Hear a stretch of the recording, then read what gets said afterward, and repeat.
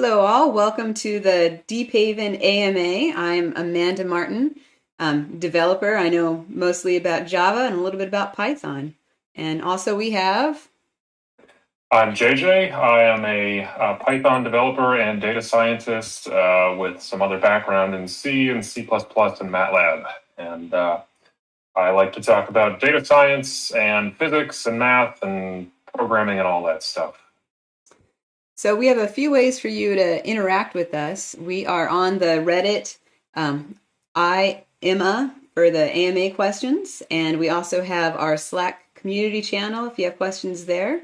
So those are kind of the two ways that we're getting questions and answering them live here and also posting to your Reddits. That's why we have the two shadow people here to kind of help us type up questions in the Reddit. So we have one question that I think is a good one and it applies to a lot of people. Do you think retraining and getting into the industry at 55 is too late? Okay. JJ, what are your thoughts?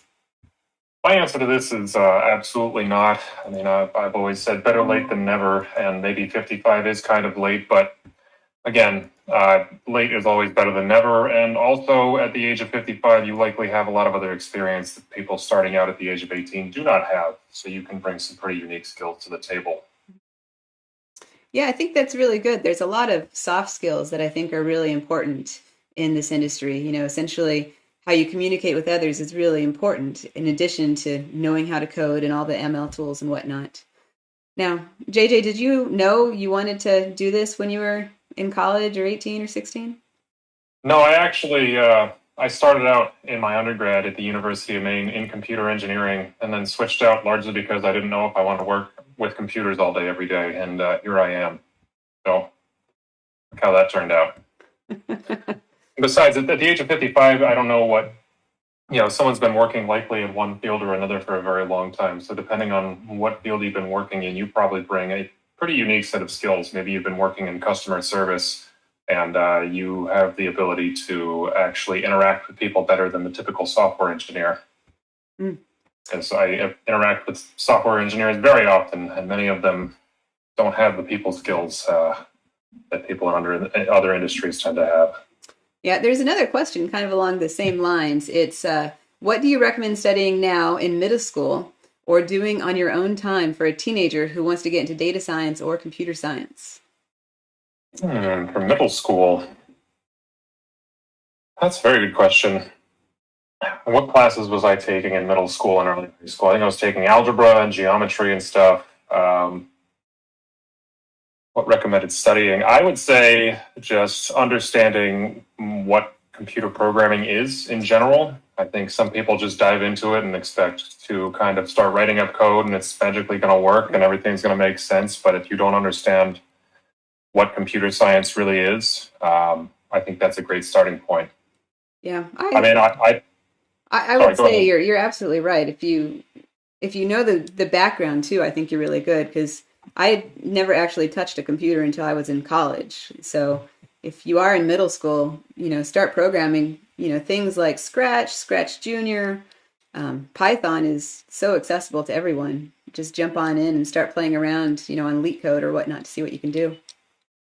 Yeah, also, if you're in middle school, there are a lot of good classes on Udemy that you can take. Mm-hmm. Yep. Yeah, and most schools, I'm not sure about middle schools, but high schools in particular will have clubs or groups that meet after school to study this kind of thing. And you can get a nice edge on the other students that are applying to the computer science and data science programs by having that under your belt going into it.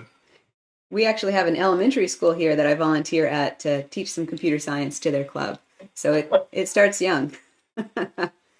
Although they mostly play around in Scratch Junior. So, but definitely do a lot of math and do a lot of science because I think that background and that critical problem solving is pretty helpful. An extension to that is what got us all into the field and what warnings and notices should we give students who are coming into the field?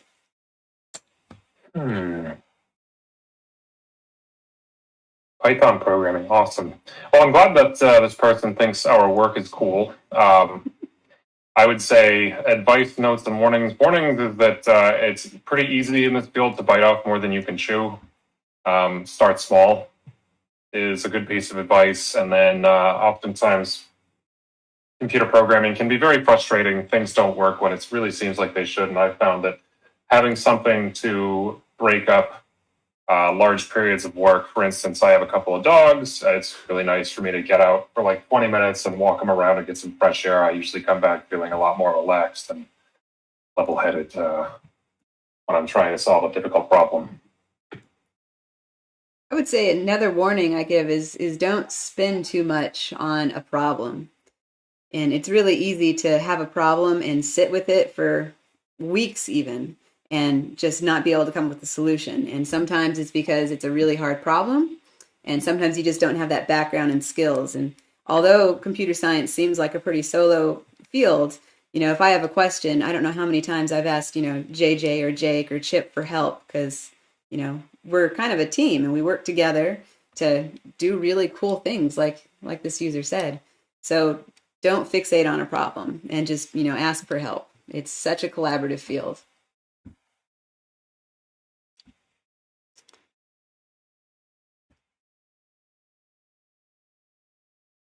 Okay, let's see. Is there any other questions? I'm looking at the channel. Okay, JJ, what is the coolest project that you have done this last year? Wow, okay. Coolest. Oh, is this one for me? Yeah. Wow. I don't see it. But the coolest project I've done this past year, so when I was doing my master's in math, I did, is this on YouTube? I didn't check YouTube. No. Anyway, I during my master's, I did a class. It was the only class in the physics department I took, and it was computational methods in physics, and it was a really cool class. It was basically kind of a pave your own way of just come up with cool project ideas, submit them to the professor, and if he gives them the approval, just go off and do whatever. So I did two of them, one of which was a credit card fraud problem where I solved it in a static context. And then this past year, I actually did it in real time. And that was kind of cool to go from doing things in a post-processing type of environment, which is far more of what I was used to entering a domain that I'm not as comfortable with, which is real-time data processing.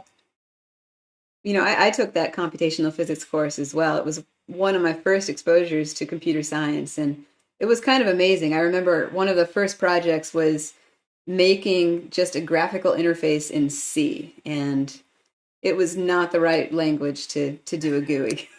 It's like, I did a GUI in MATLAB once, and it was equally as painful. And it was just like a smiley face, but I remember it was way too many lines of code. And I think after that year was the last year I ever touched C, and I never went back because it was so painful.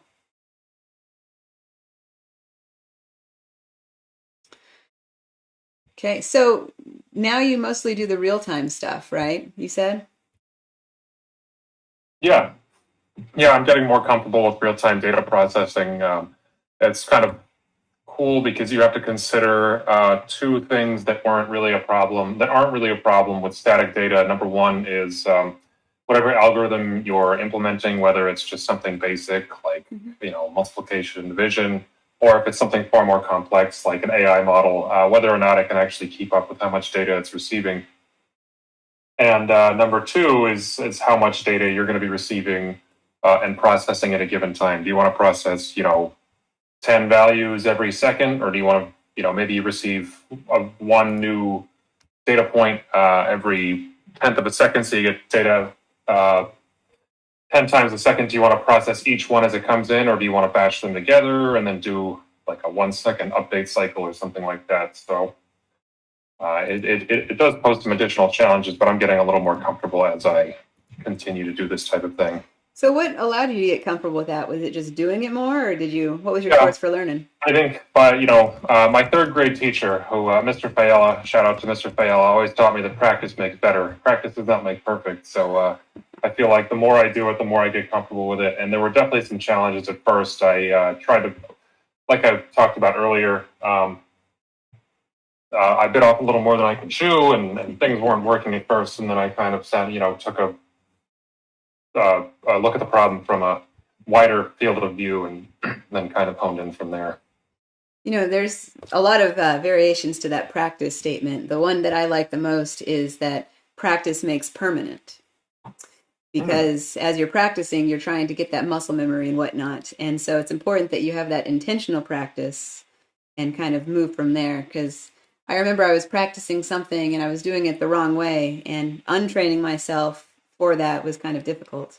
So I like practice makes permanent just a little bit better. It's kind of a good statement to have. Okay, I'm going to check some of the channels again.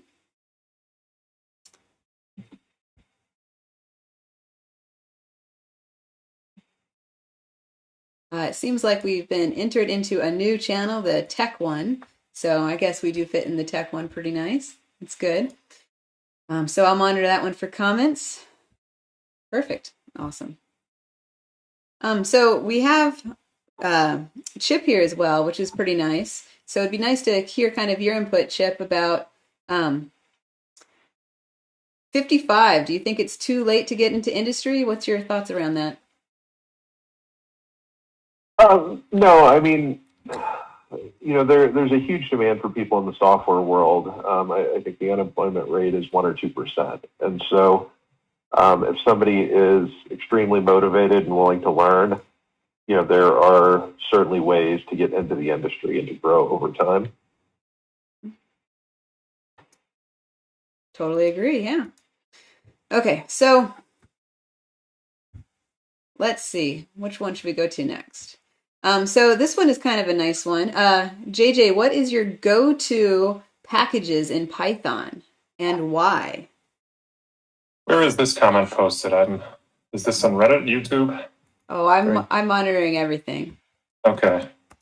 My go-to packages, I would say NumPy is probably number one. I have a soft spot for SciPy and scikit-learn as well. I use Pandas quite a bit too, but probably my top three are NumPy, SciPy, and scikit-learn. Okay. NumPy is just awesome. SciPy is pretty sweet because it was built to be used with NumPy. I've done some really cool projects with SciPy, and then with scikit-learn, it's kind of the same story. I've used it quite a bit now and really enjoy it. It makes things that should be very difficult actually quite easy. Now, you don't mention TensorFlow in there, huh? I don't. I do really like TensorFlow, but I think I like unsupervised learning better than I like supervised learning. Supervised learning always feels, even now that I've been doing it for a while, still feels somewhat like a black box, whereas unsupervised learning, I've looked at the source code and said, hey, this makes sense, this is great, and I think it just fits more into the areas in math that I find myself to be particularly good at. So we had a comment earlier that was about how someone gets frustrated with machine learning. It was in the previous Reddit channel. Now, do you get frustrated with your machine learning as you're going through? Oh, yeah. I've probably cursed at my computer quite a few times, but that's part of the process, though. So and then I've got a model that I think works great on this training set, and then I use it on a testing set. And I'm like, oh, sweet, it works great. And then I feed it some other data set, and then it doesn't work very well anymore. And I end up going back to the drawing board. But that's all part of it too. It's some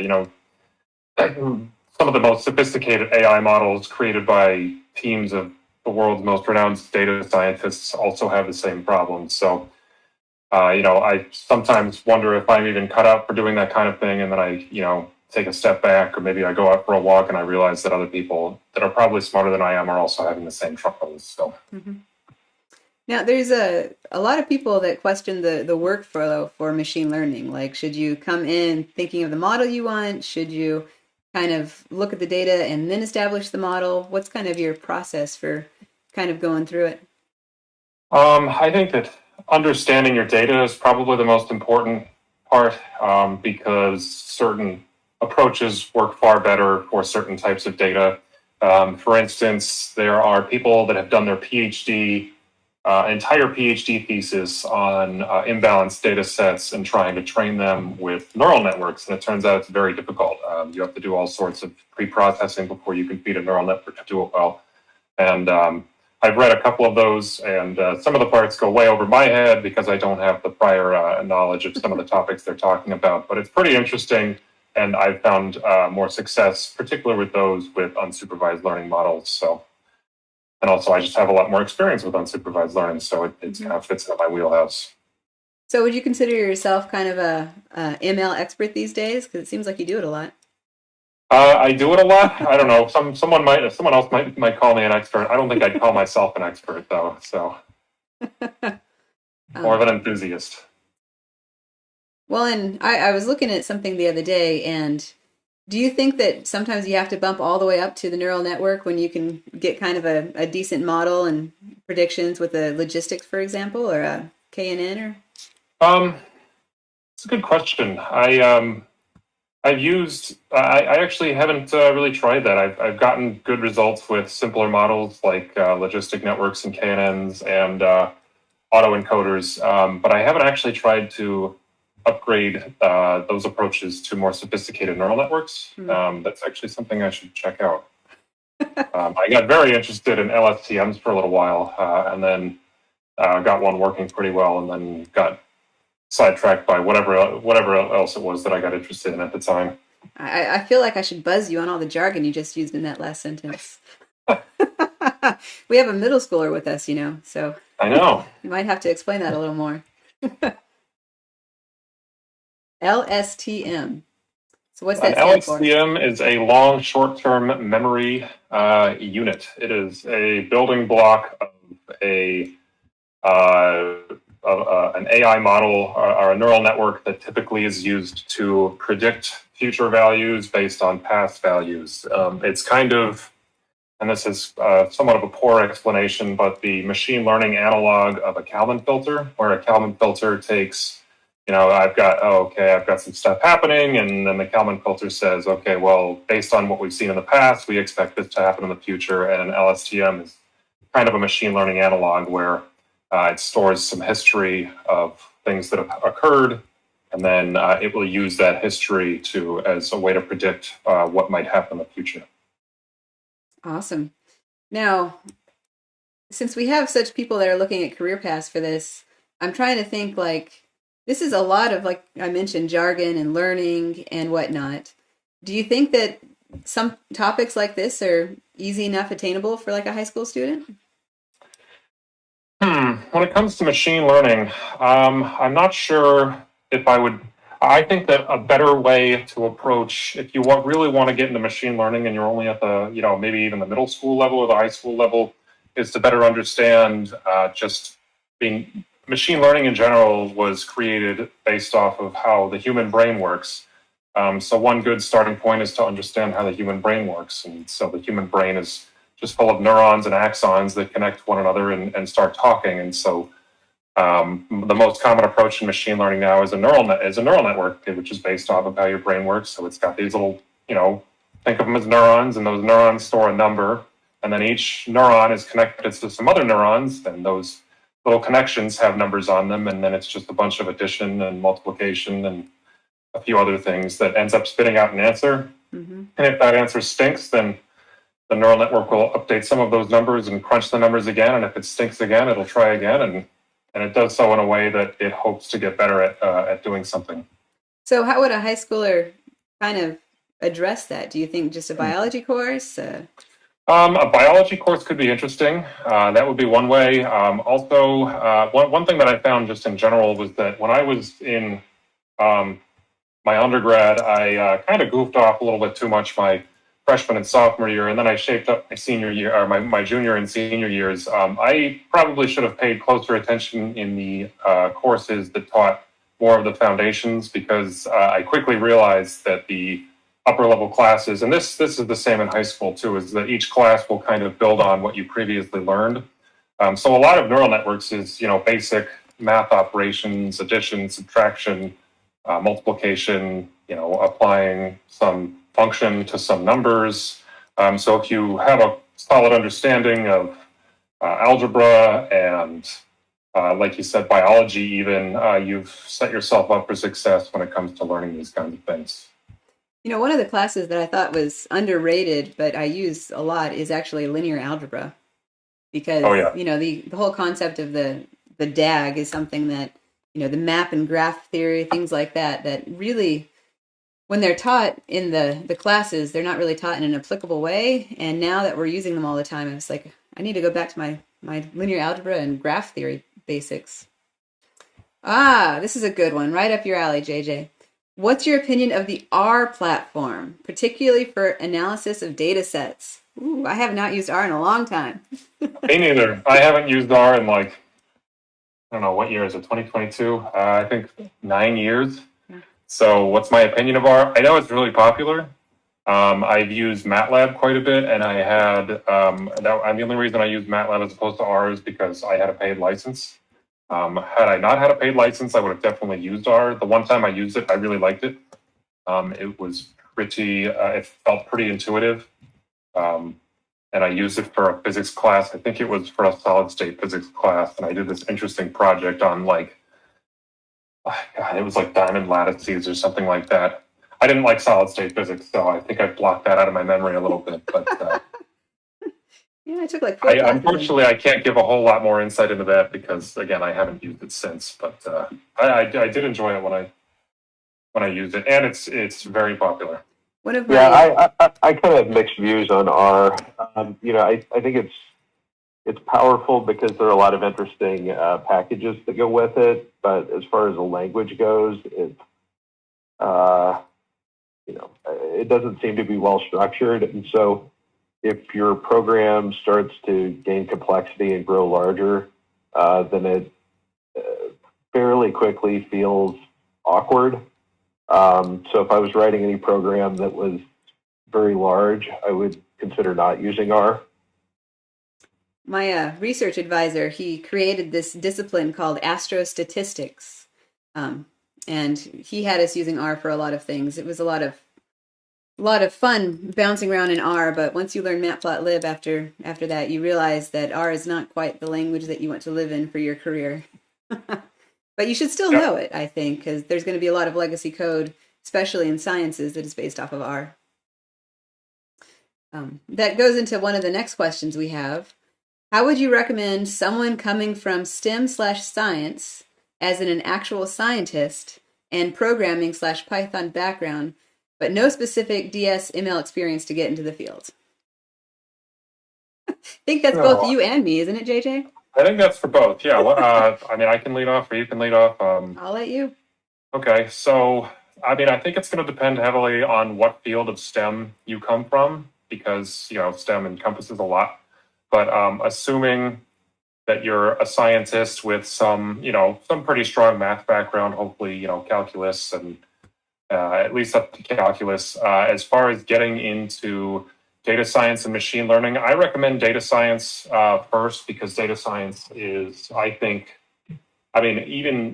have a few different machine learning textbooks that I've read, and even as I get through them, there are still parts that feel esoteric about machine learning, whereas data science, and this is coming from personal opinion, this is the types of things in math that I am good at versus the things I am not. Data science feels a little more grounded in real and more approachable mathematics.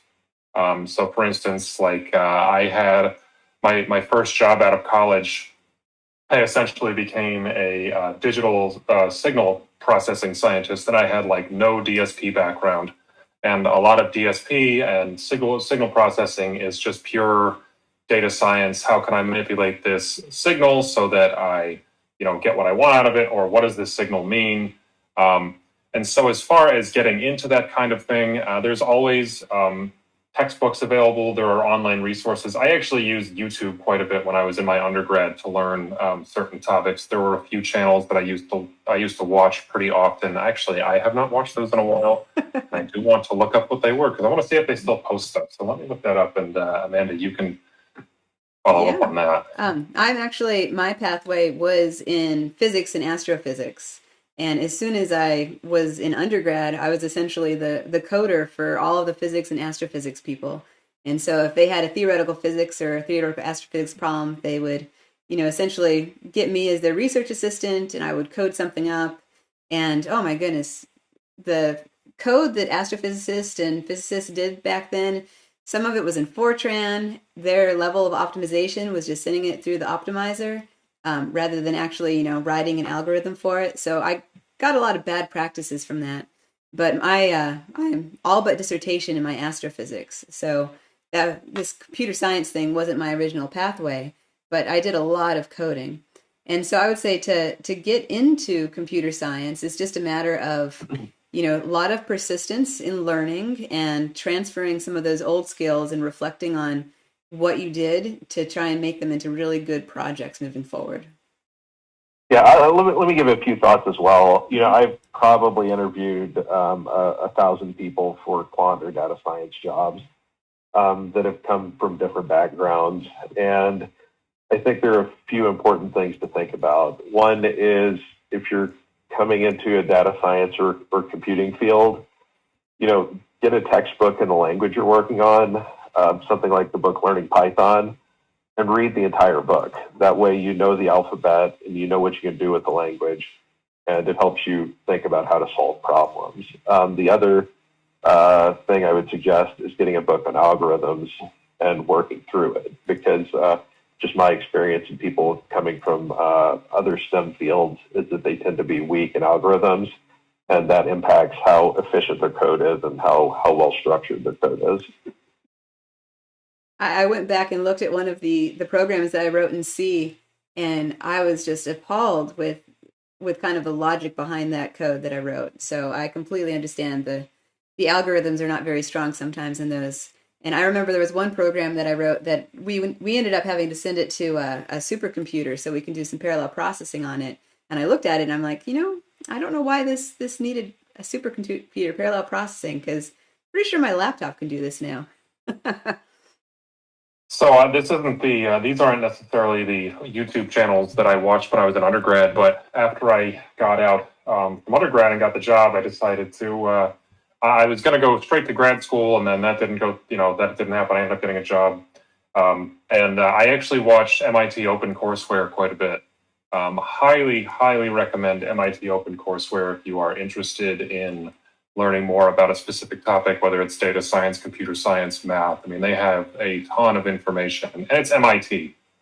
So very renowned school, very good professors. Also, some of the people who put stuff on OpenCourseware actually keep their lectures very interesting and kind of have some silly banter scattered throughout, which always helps me stay focused. So, so there's another question after that.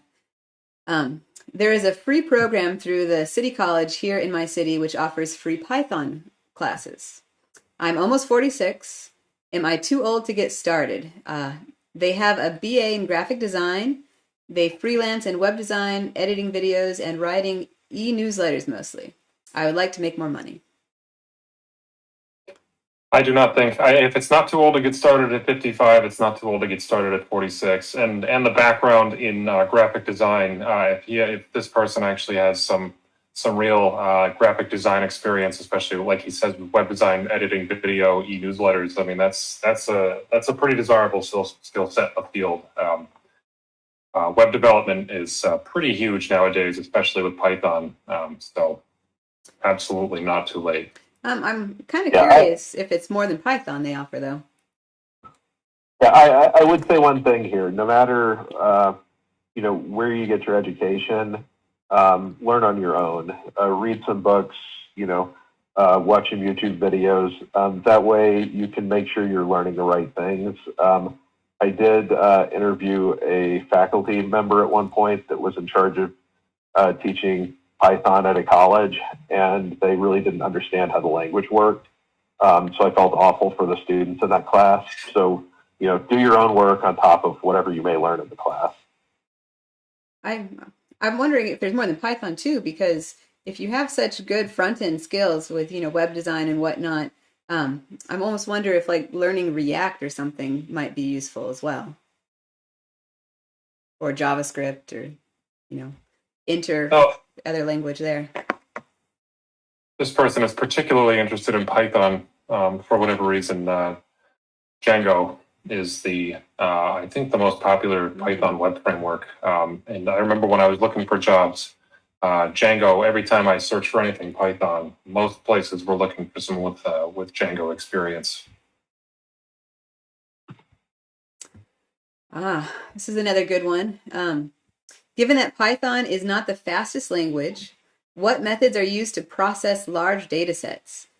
Are workload divided into independent chunks and processes in parallel? Is a different method used? What Python tools or libraries are used to accomplish this? That is a very good question. I can give a quick answer, and there are a few different ways to speed up data processing. First and foremost is if you're not using, especially if you're working with numeric data, if you're not using NumPy, just using NumPy will probably speed up your code quite a bit. Second is multi-threading, as they mentioned, dividing workloads into independent chunks and processing them in parallel. Python's threading is not as comprehensive as another language such as Java, C, and C++, but it does, the threading module does provide multi-threading capabilities. And then there's also Python if you want to see if you can optimize your code with Python's C module. That tends to work pretty well.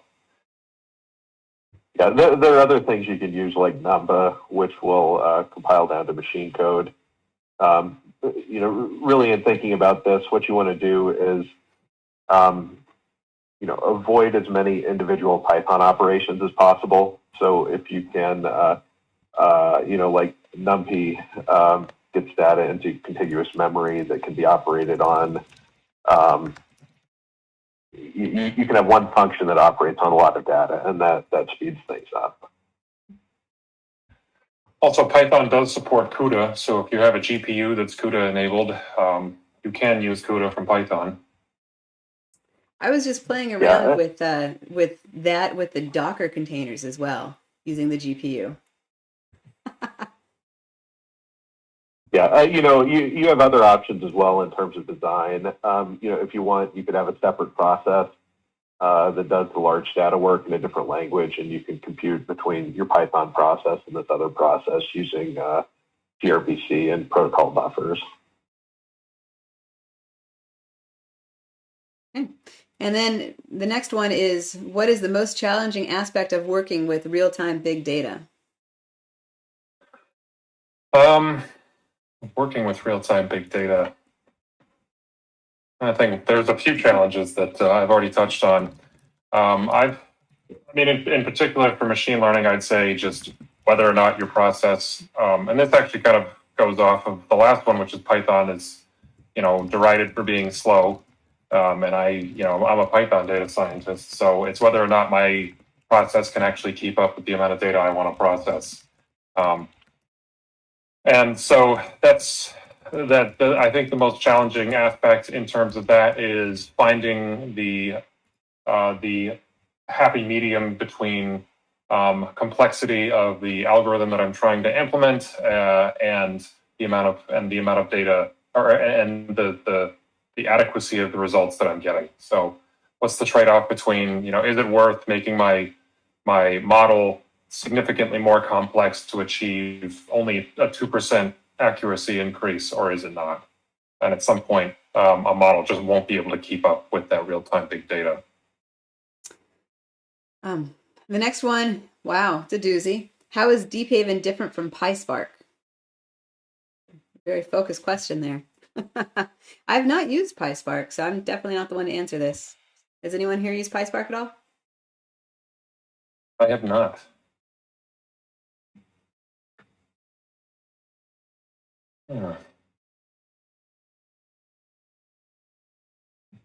Chip, Colin, have you guys used PiSpark? I used it briefly a while ago, so I'm not up to date. At that point, the PiSpark was quite weak in terms of real-time processing, so it really wasn't much of a comparison at that point. Okay. So I'm going to put it on my to-do list of things to look up and check out because I haven't heard about it at all. But I'm guessing since the commenter brought this up, it must be a pretty good one to compare it to. So the next one is, how do you see the future development of DS ML job market? With so many new graduates in the field and things potentially being automated, do you think there could soon be a saturation in the industry? Ooh. I have not done a whole lot of hiring in the data science and machine learning job market, so I may not be the best to answer this. I'd be curious on Chip's thoughts.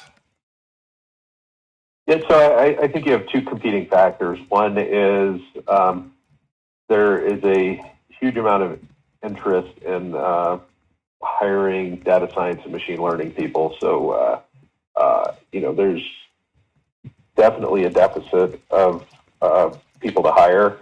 At the same time, you have some interesting new technologies that are, basically machine learning to create machine learning. And so, I think some aspects of what people are doing right now will be automated in the next 10 years. I think there will certainly be a need for people, and it will take a long time for the supply of people to catch up with the demand. But at the same time, I think that same machine learning stuff is removing the need for some of the things that people are doing right now. So one of our developers answered in our Slack channel about PiSpark.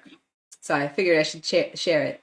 PiSpark is a stream processing engine, whereas Deephaven is an update table model. So it's a different paradigm of how they handle data. So, did you see it, JJ? Where is this? That one's in the general channel. So. Oh, general. Okay. So good. Thank you for helping us out there. Now.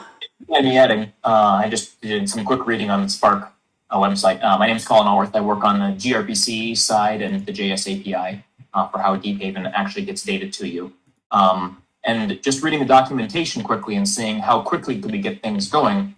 The points to remember section, the streaming programming guide, makes it pretty clear this would be difficult to use for exploration of data, which is one of the things that we think Deephaven is pretty good at. You can only have one context in a JVM, and once you stop a context, once you start a context, you cannot add any new computations to it. So it sounds like you have to shut down the whole streaming context to be able to make any changes whatsoever, and then start it all up from scratch again. In contrast, our tables work by basically building, if you're familiar with SQL, building views on top of views and always streaming the data forward into the browser or whatever the client is using to read the data. Okay. Awesome.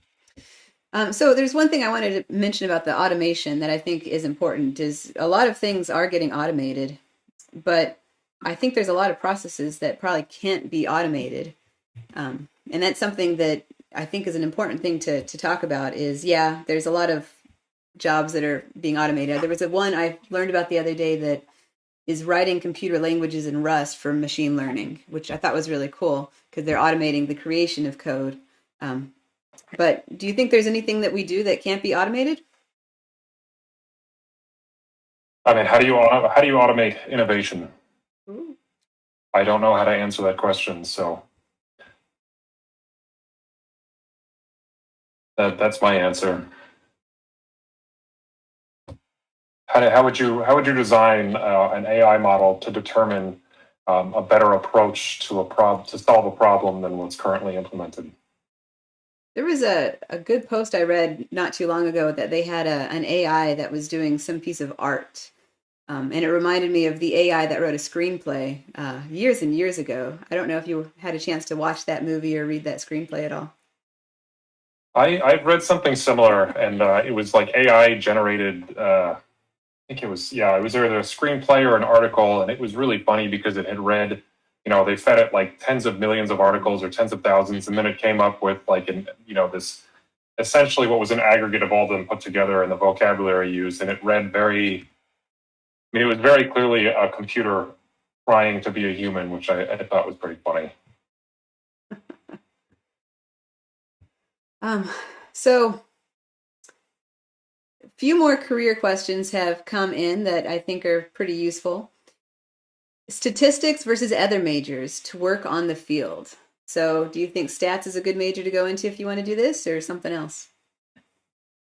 So I can speak mostly to first-person experience. We had an intern last summer who was a stats major who did a fantastic job and was really, really great to work with.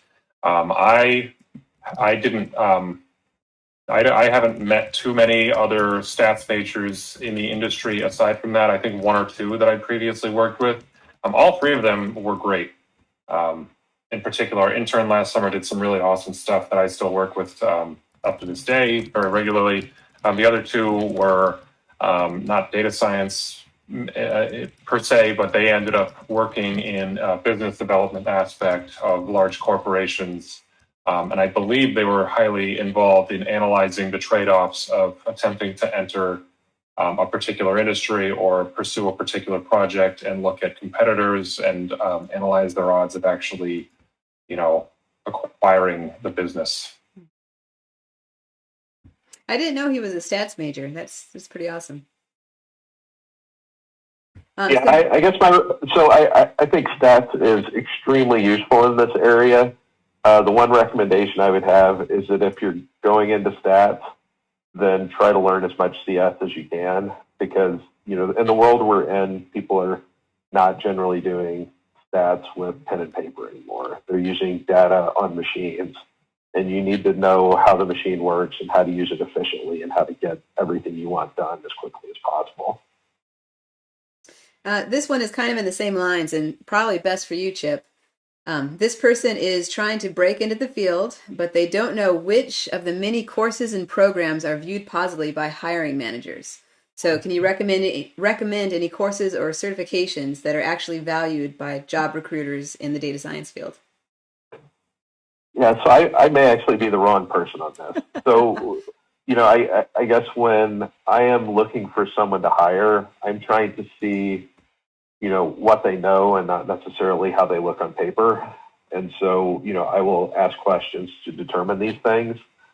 And, I've hired fantastic people that didn't have a college degree or had a PhD. But, I guess if I am looking at a resume that comes in, anything I see that shows me that the person is trying to get better at their craft is a positive. I've seen people put Udemy classes on there, or college degrees, or whatever. But I know that there are some firms that like particular certification, like a Java certification or a Microsoft certification. But that is not what I've ever looked for. But there are people that do. It also depends a little bit on the industry you're trying to enter. If you want to enter, depending on, I previously had to get some Linux systems administration certifications for a job. And then once I got those, I had recruiters reaching out, oh, we see you have this certification. We really want to talk to you. And pretty much everyone that was reaching out to me was in a particular industry, whereas people outside of that industry didn't seem to care very much. So, same type of question since we're in this area. This user says they're currently working on their MSBA in business analytics, and my courses are heavily focused around Python and SQL. I am aiming to land a job as a data scientist in about a year after I graduate. If you were interviewing for a candidate for a lower level data science position at your firm, what are the top 5 qualities and skills you would be looking for?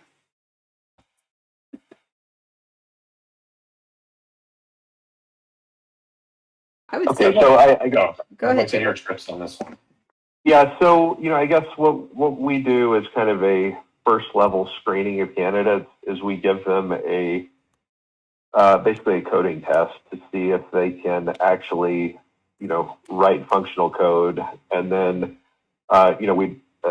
automated tests will determine if it works, and if it passes the test and meets the requirements. But at the same time, we can sit down and read the code to see if it's clean. And so that's kind of a, first pass.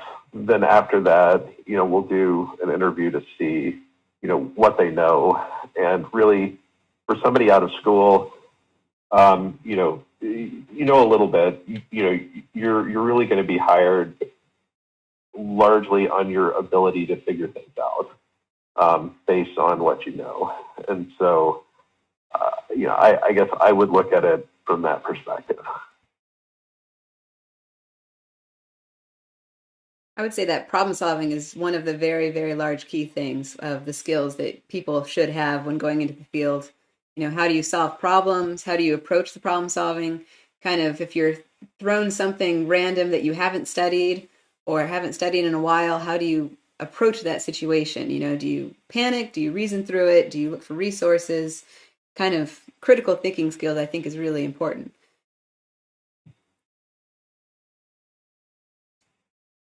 One thing that I've seen in particular from lower level employees at some of my previous positions was that the ones that tended to excel the most were the ones that were the most willing to ask questions.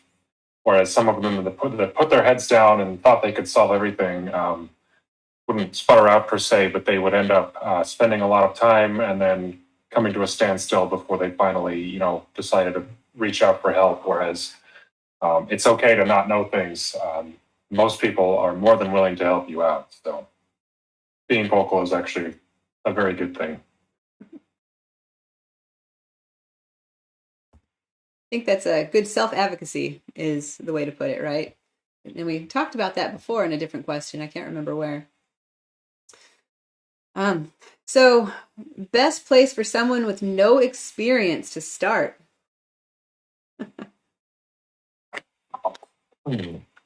I would say there's a lot of good starting spots for this. Udemy has the good courses and whatnot.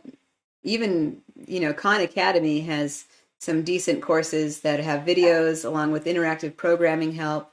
And so if you have absolutely nothing as a starting point where, you don't know what coding is or data science is, I would start with probably Khan Academy or some of the Udemy classes, or like you said, MIT OpenCourseware. Yeah, I think another good learning platform is something like an Arduino or Raspberry Pi, which is a very simple piece of hardware where you can learn to program C or Python or work with sensors, and it just by working through some of the example projects out there, I think you'll learn quite a bit, and then at that point you'll be able to kind of understand what directions you want to learn. Yeah, and there's another guy on YouTube who I've watched some of. His name is Mark Rober, and he's not really software in particular, but he always does kind of interesting things. And it's my favorite part of his videos are just how he describes how he approaches some of his problem solving. And so to get it kind of gives you some insight of someone with a lot of experience and how they actually approach problems in themselves. And his stuff is pretty entertaining, so it doesn't really feel like you're actively trying to learn things while you're actually learning things.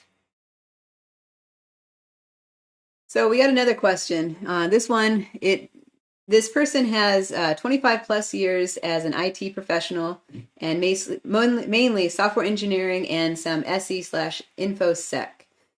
They don't have a college degree, but they really want to get into DS, AI, ML, but they don't want to have to go back to school and spend, $100,000 to do that. So what would be the problem with jumping in the field without the college degree?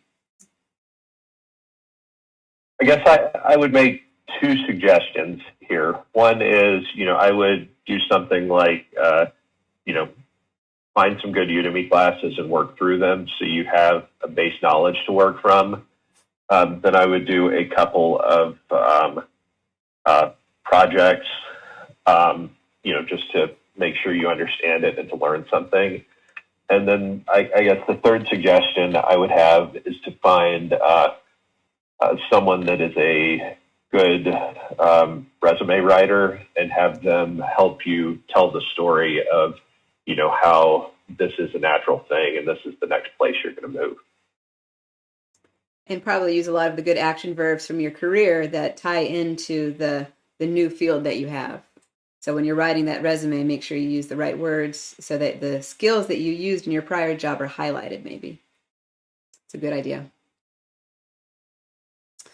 Now, I know a lot of people that have no college degree and are really good, data scientists or ML. Some of them have done boot camps, but some of them are just self-taught. And I think that, at the end of the day, whether you have that college degree or are self-taught, it doesn't really matter. It's a matter of, do you have the skills necessary to do the job that you need? And if you're learning, Kotlin and Python with some cloud stuff, then make sure you make your body of work, put it perhaps publicly on GitHub along with your resume, and then send your information out to a whole bunch of companies. Yeah, I'd also consider talking to some headhunters, just because they may have connections and know, which companies are more willing to talk to you if you don't have, the background check marks. A lot of companies are going to look at 25 plus years of professional experience, and that's going to pop out off the page more than a degree would. So I think that there's a really strong base to start with. And as people have said, there's plenty of ways to learn new skills. And even if you work on projects, you can make your own, put them on the internet somewhere and point people to them to show that you're actively learning something new to go along with your 25 plus years working in software and IT. Make her a very desirable candidate in a wide number of positions. So there's been a theme that that Ryan pointed out about the whole why Python thing. And, JJ, you know Python pretty well. I play around in Python. But maybe we should mention that, we use Python, but we're also kind of use Java as our back end. And so any comments you want to expand about the whole Python thing versus Java? Me in particular? It's up for grabs. I use Python because I really like it. I first started out, my first college class was in C. We did tests by writing out programs on paper, and that never really, that was not a great way for me to learn things. And then I ended up taking a class in C++ that went a lot better, and I worked with C++ for a little while. And then I ended up getting into MATLAB and really liked MATLAB in particular I've always been a visual learner, so MATLAB has, in particular, its IDE, I think, is really good, as well as its ability to visualize data. So I really like Python because it's great for visualizing what exactly it is you're working with, what you're trying to do. And even if, maybe Python's not the answer for what you want to use to craft a particular solution, but Python is also very strong, even if you're not going to use it in the end, to quickly script up a way that you can approach the problem or to visualize the data you're working with, and then go from there. I can't really speak to Java as much because I have not as much Java experience. So, I really don't like how Python doesn't have semicolons at the end of the line, and tabbing kills me. I swear, every single program I write, I have to tab. It just drives me nuts. So Python is one of the leading programming languages right now with building and learning because it's so easy to learn and user-friendly. And I do agree with that. There's a whole bunch of built-in things with lists, and you don't have to really pay as much attention with syntax, which is nice for a lot of new people. But, a lot of the backend that we use is Java because it has a lot more speed. And somebody mentioned how Python could be a little bit slow. And it's one of the reasons why the backend is Java, and we offer Python because it's a really cool language syntax-wise, too, that everyone seems to know. Anyone else want to add to that? I guess different languages have different strengths and weaknesses, and that's in terms of what the language can do as well as the ecosystem around it. So, for example, if you look at Java, it is a good language in the sense that it is pretty fast, it is memory safe, you don't have to worry about memory allocations and deallocations for most things. But on the other hand, it doesn't have a great ecosystem for data science.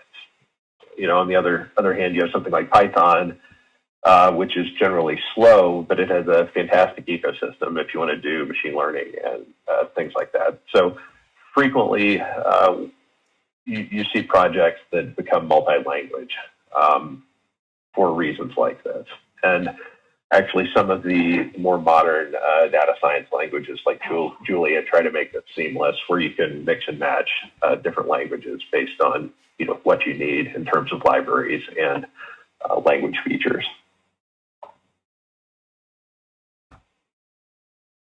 Okay. Any other viewpoints on that one? This one's a pretty heated topic that you can go into depth with for, entire careers, actually. Sounds too much like the Vim versus Emacs holy wars. No. Vim always wins, okay? I used to use. I had a boss at one point that was a fervent Emacs user during those times, and so he got me into Emacs, and now I use Vim more often. But okay, I think it all comes down to fitness for purpose too. In the end, right? I mean, when we use Java on the back end, right, we are focusing on exploiting the language features as much as we can, right? But also relying on it as a great language for safe, quick development of high quality engine features. So a lot of our more complex data structures are put in Java. Python tends to be the glue layer or the interface layer that a lot of our users use. Since it's a very, very popular language, probably the most popular language data science these days. Okay, so we'll go on to the next one then. This one's probably for Colin or Ryan, I'm guessing. Where does Deephaven fit in the ETL data pipeline? Yeah, so ETL is extract, transform, load. It's been a while since I've done work around that sort of a thing specifically. So streaming data is a little different, at least in my experience, with regard to ETL stuff. We want to make sure that we load, at least for Deephaven, before we do the transform, at least before we do all of it, depending on what your use case is. If you're able to do it outside of Deephaven, outside of the streaming piece, then it really isn't a Deephaven question. It's whatever tools you like to use. If you happen to be using Python already in your system to be saying, hey, here's how I actually get my data, here's how I feed it into the engine. Pretty much any Python you normally could use to transform the data, to clean things up, to match, whatever foreign key sort of a thing you might have to say, here's what this should be referencing. You could do in Deephaven, because we're running the regular Python environment. But because Deephaven tables are effectively views on top of views on top of views, it's also possible just to say, look, just read the data in as is, even just make a single column, which is a JSON object, if you wanted, and then make a view on that, which breaks it up into its separate columns, and make a view on that, which says, okay, well, this one's an array, so we need to split that one out and maybe unroll it. That way, each one of those entries ends up becoming its own row. So it becomes more of a, okay, whatever the data you need to have from another system needs to be ticking and constantly updating in some way that we can feed in. So extract the data, load it, get it into a table, and then transform it progressively by putting into separate operations on it that you might want. But it's going to depend a lot on exactly what you're doing with the data. If it's static data and you don't need to worry about the ticking at all, you can do everything externally with whatever tool you want. Typically, these batch jobs just happen on whatever other processes you've got set up. We try to have a strong focus of running the processes you need that just each do their own thing. We might have several different engine instances running, each responsible for different things or answering different queries. And by the same token, your data ingestion might be its own separate process. And this just makes it easier to do lots of things like fail over when something breaks, expand to a new machine because you just shuffle a few processes over, things like that. So yeah, I hope that's accurate enough. Please ask more in the comments if you want to discuss. Yeah, I think that was very comprehensive, Colin. I think the summary answer is Deephaven is an excellent tool for doing ETL jobs just because it makes creating derived tables easy and in many cases cheap in memory or computational costs. And certainly it may be one of the only tools out there for doing a streaming ETL type of job. Certainly a number of our users are using Deephaven in their ETL pipelines. But given that these tend to be composable, right, the ETL pipeline might be downstream or upstream of us as well. Great. So this goes along in the same vein. The user that wanted to know us compared to PiSpark Since we don't know much about PiSpark, this is a really fair question. They want to know how we compare to some of the other competitors that we have. Like how do we compare to KSQLDB, or is there any other competitor that we're pretty similar to? I think that pretty much addresses their question. And I want to, of course, say that we actually did just publish a nice comparison piece with us compared to Materialize, and it all depends on kind of your pipeline process that you want. And like we're really fast. That was good. Our Postgres integration isn't quite as refined. But how would you guys compare us with KSQLDB?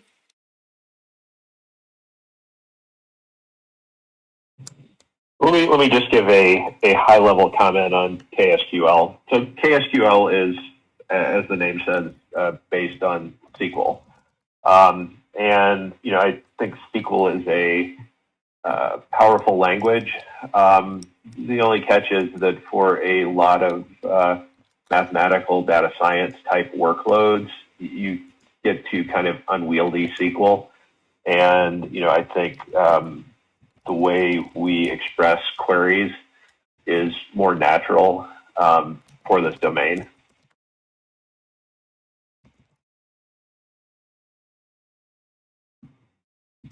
I think that to be clear, right? Casey will be coming out from Confluent, I believe, right? As they're intended to be a product to make it easy to analyze Kafka data, streaming Kafka data. We also position ourselves in that way as one of the things that we can do with our community platform, especially. But it's worth pointing out that our tabular model is somewhat different, and our API is a lot richer. We don't have the same kind of limitations on streaming joins that you might find in the product. And we're much easier to mesh into your existing Python or Java program, just because kind of back to Chip's point, we're not SQL based, right? We're based around a table query API. So those would be the kind of the key kind of high level differentiators. We also have a pretty high focus on performance as well, that I would say I would want to highlight.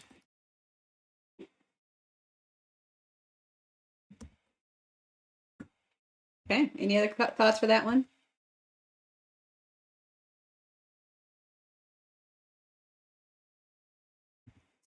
Okay, so let me go back and check the feed if there's any new questions. The reply questions get lost a little bit sometimes with how the feed works. And so I'm hoping I'm getting all of the follow-up questions that people had inside the first questions. Let's see. Do you know any data scientists that use Java since it's much faster? I actually do. So in the quantitative finance world, I know a number of funds that implement their systems using Java, and they're getting very low latency on these systems, and but there are certainly costs with going that direction as well, because there are libraries that they may have to implement by hand, or they may do their initial research in something like Python and then have to convert it. And these are all problems that were considered when we developed the Deephaven product.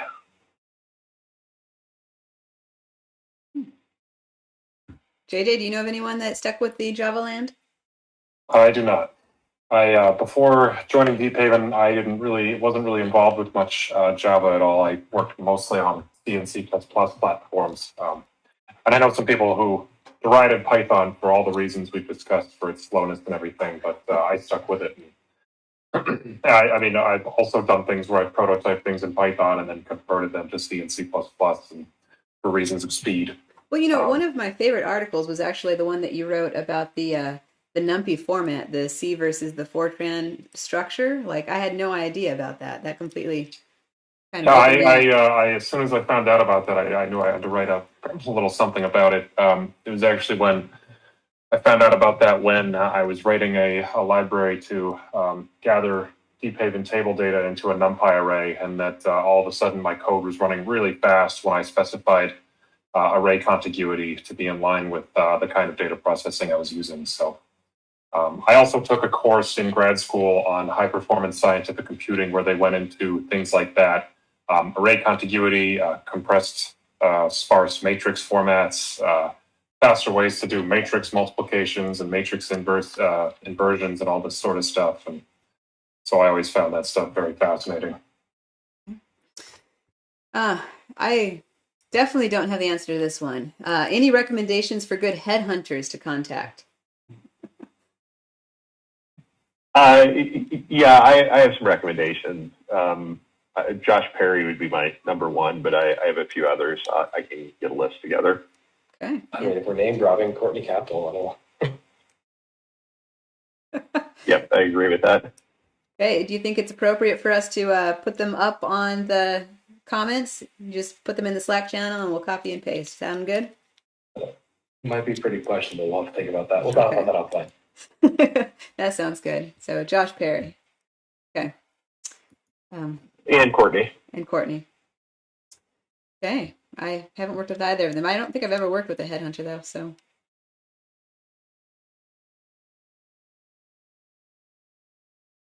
Recruiters, yeah, but not headhunters.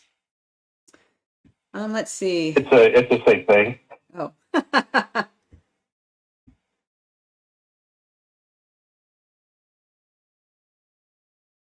This one is a pretty good one. So this is a follow-up.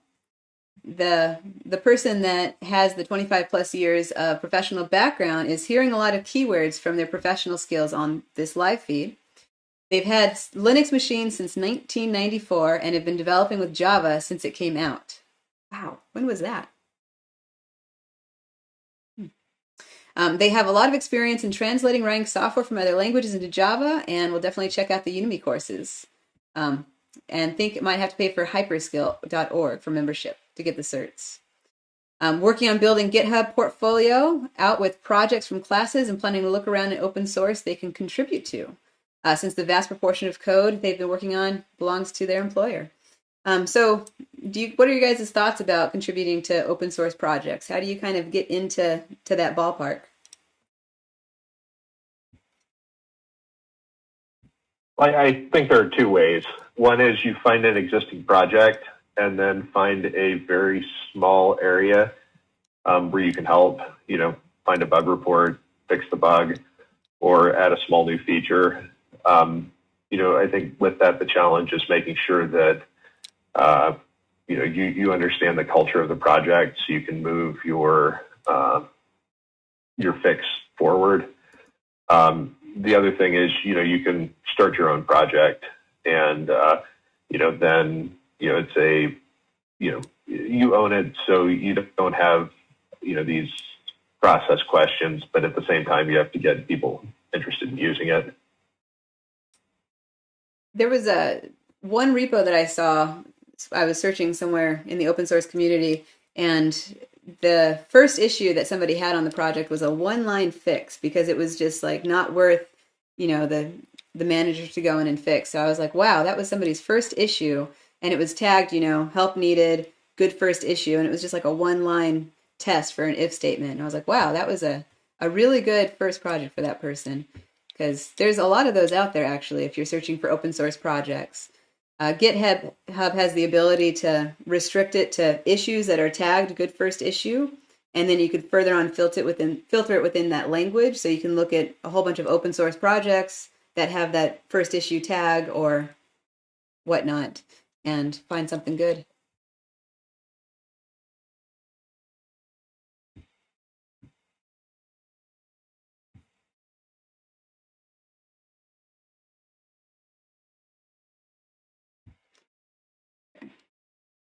Going through, make sure I didn't miss anything. Now, our project, of course, is open source. How easy would it be for somebody to contribute to our project, do you think? Should be easy. I think it depends on the, type of contribution. If you're working deep in the engine in Ryan's code, that's going to take a lot of expertise to figure out how to contribute there. But if you are closer to the boundary where, you users are creating applications, then it should be fairly easy.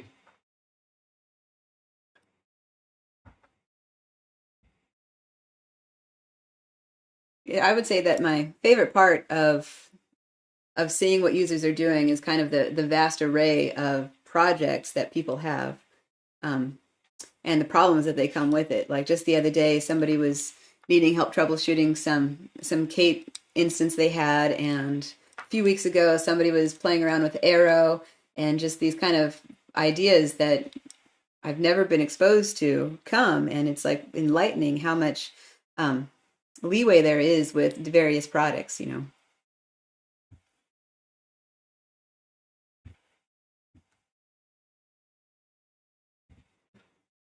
Any other additions to contributing to open source?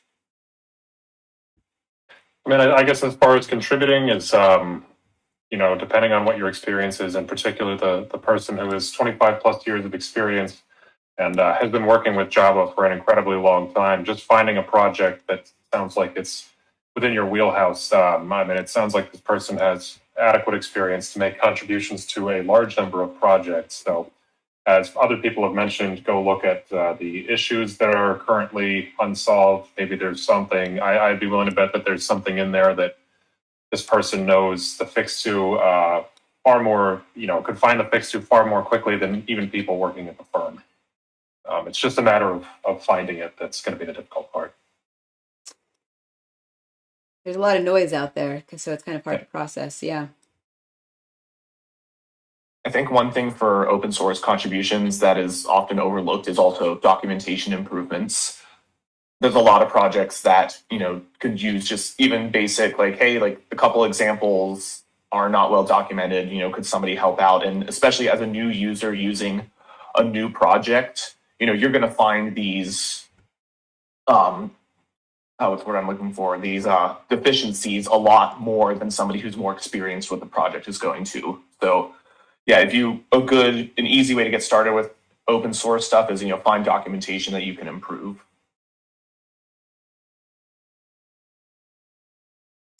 That's a really good one right there. I like that because I know there was just something the other day that I learned that, what was it? Size. Ah, yes. Table.size. I found the other day what I thought was a really cool API, and then I went to the documentation and it was pretty barren, and it very quickly turned me off from using them. So having good documentation is extremely important, and being able to help improve the documentation just as a contributor not only helps you look really good, but also helps others who may be trying to use the platform. Yeah, I think that's an important thing to consider if you're starting your own open source project. If you do it, treat it like a professional project. You know, create good documentation, create a CI/CD pipeline, you know, unit test it, you know, make it a product that somebody wants to use.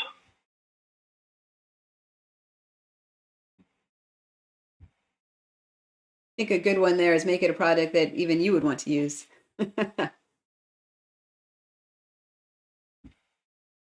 There was another question I saw that was a follow-up question. And it was, I can't find it now. A lot of questions there. But it was of the vein, like, when you're looking at hiring someone, how much does portfolio versus body of work come into kind of considering them for that just initial callback?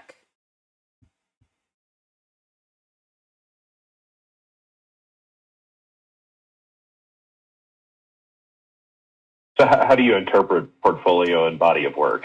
I would say that would probably be kind of the, perhaps that's contributing on the GitHub, your projects there. I'm kind of curious do people even look at the portfolio for just the initial callback? Let me see if I can find it. I think I found that it varies greatly between different people who are doing interviews. For me personally, I love looking at a candidate's resume, you know, saying what is this candidate highlighting as, you know, previous work experience that they want to promote and say, hey, this is what I'm good at, this is what I want to be doing. And, you know, when I'm interviewing a candidate, I like to look at the resume and say, okay, you just pick and choose some questions based on some items on the resume. Okay, you worked on project ABC, walk me through the process, walk me through some troubles that you had from building this project. Tell me some design decisions that you made for this project.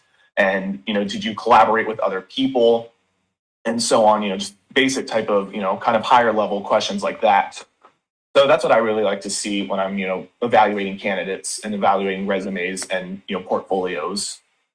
You just see something that the candidate can show off.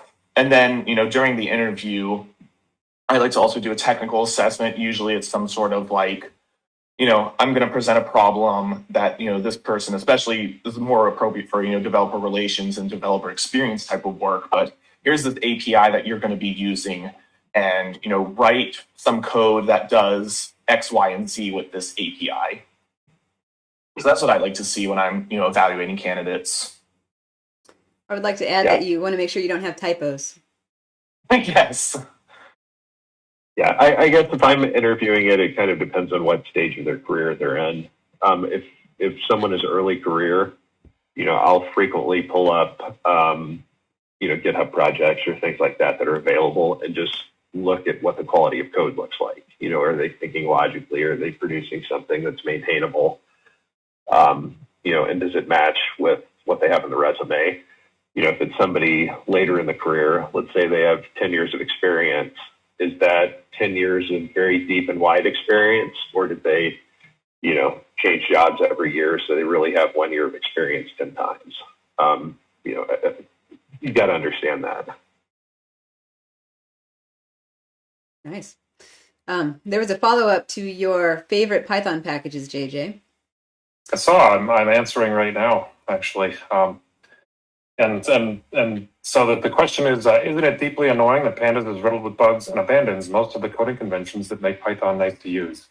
And so I'll first say that there are things that I'm not a huge fan of with Pandas, and there are things that I really like about Pandas. I would tend to disagree that Pandas abandons most of the coding conventions that make Python nice to use, but I do think that Pandas is particularly useful for newer Python programmers for a few different reasons, one of which being that you can access fields of data by name instead of index. That being said, I will basically in any application I ever use, always use NumPy arrays as the data storage medium for which I'm processing. So if I have anything in a data frame, I'll always call the values method to extract the NumPy array that the Pandas data frame sits on top of. As far as the bugs that this person is referring to, I'm not sure which ones they are referring to. I haven't seen a whole lot of bugs lately when I've used Pandas, so I can't comment too much on that. But I do know some people that are not fans of Pandas in general, so I think they echo some of your sentiments as well.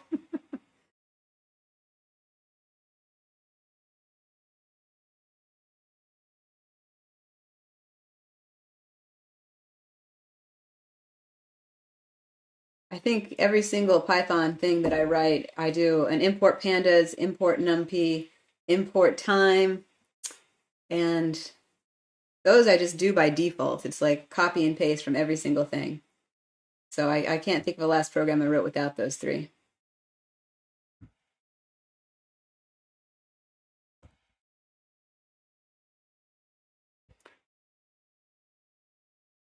Okay, I don't see any other questions in the follow-up. Okay, another question came up that's a new question. I've been considering joining a coding boot camp that has a data science route. Do you have any opinion on this method of learning? So I have a friend that I went to grad school with, and he very smart guy, has a PhD in chemistry. He decided to do one of these boot camps. Worked out well for him, and after getting out, he worked at Apple, and then he's contracting on his own now. So for him, it was a good move.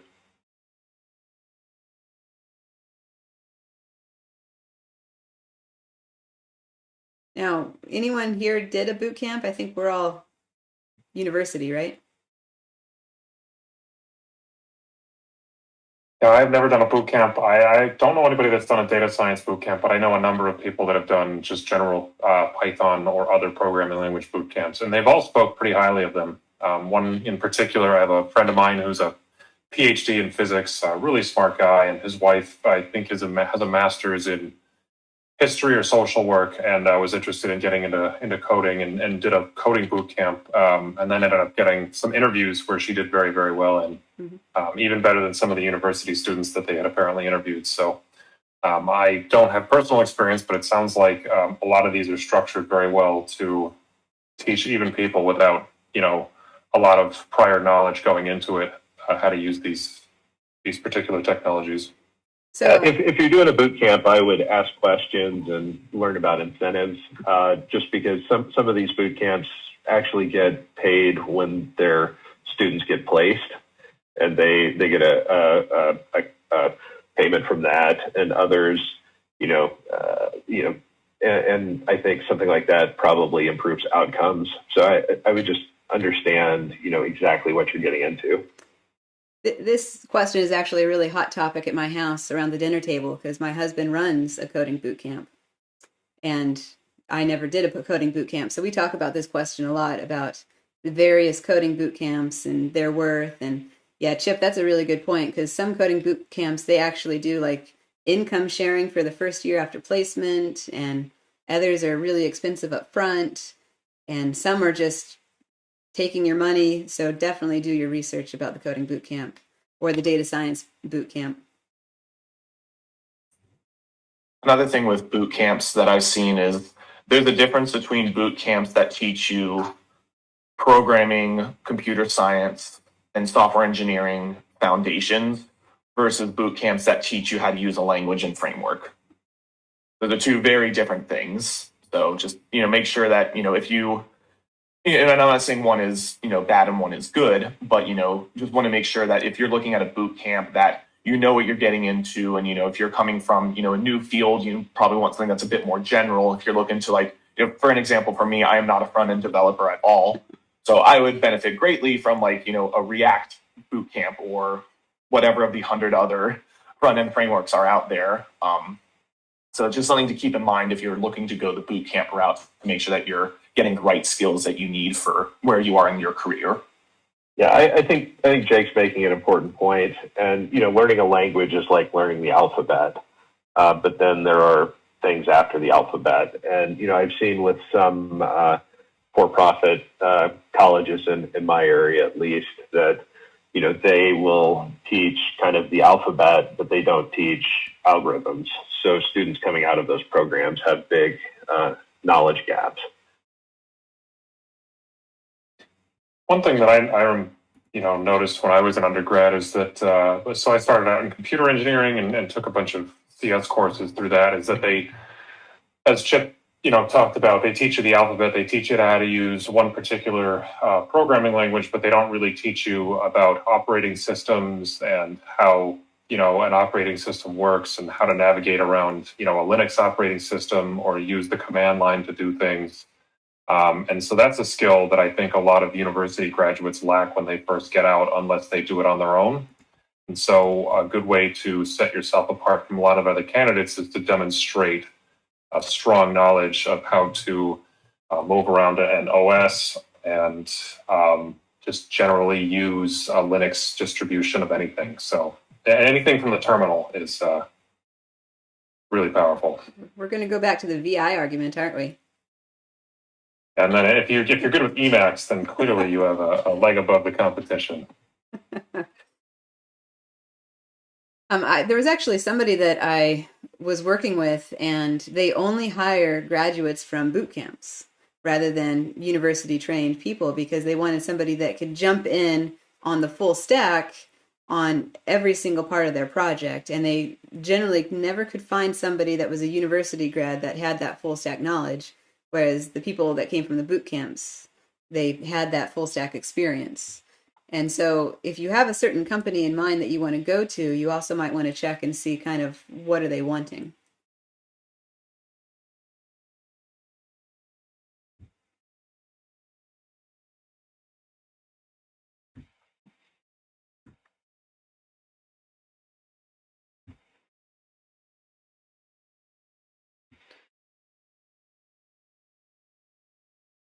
Okay, well, that's a long one.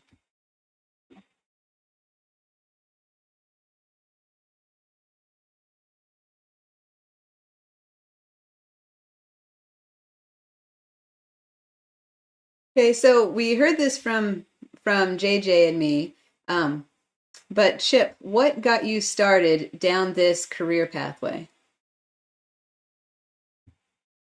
I kind of had a winding path.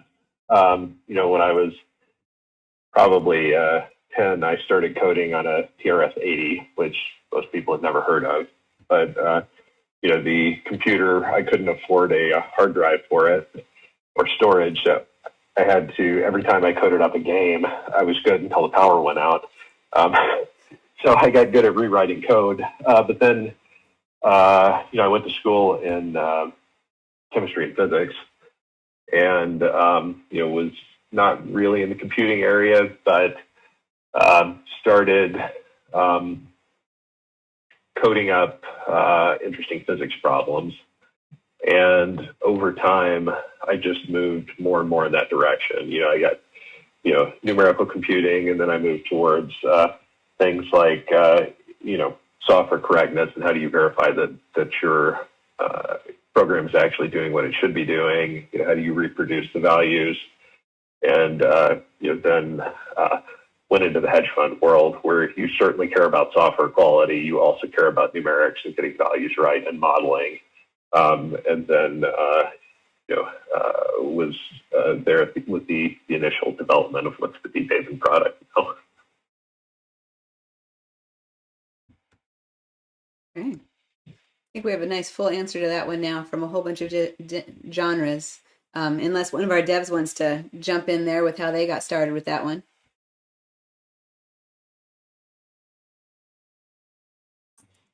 I can jump in. Okay. So I initially actually went to college to be a music major. I was going to be a French horn player. And over the summer, I realized, like, dang, I really don't know if I want to do this like professionally. And so I looked at the majors that my university offered, and I've always liked math. I always, like problem solving, numeric type of work, and kind of looked in similar fields from there. And like, hey, I took this like IT, like introduction to IT course in college. I kind of liked working with computers.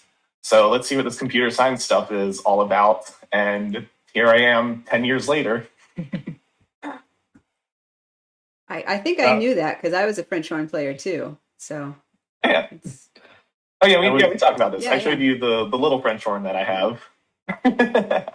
I've always been really into music, and I actually almost went to college for music as well. But then at the time, I would think I was in AP Physics and an AP Calculus class, and I decided, well, I'm pretty good at this physics and math stuff. I guess I'll go to college for it.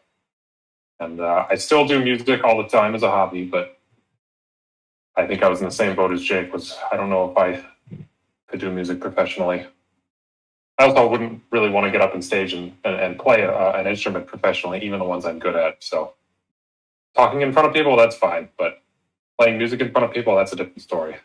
I actually had scholarships through college with the French horn, and that paid for some of my college. But I didn't go through it because it wasn't my passion like physics and astrophysics was. And it's really important, I think, to follow that passion.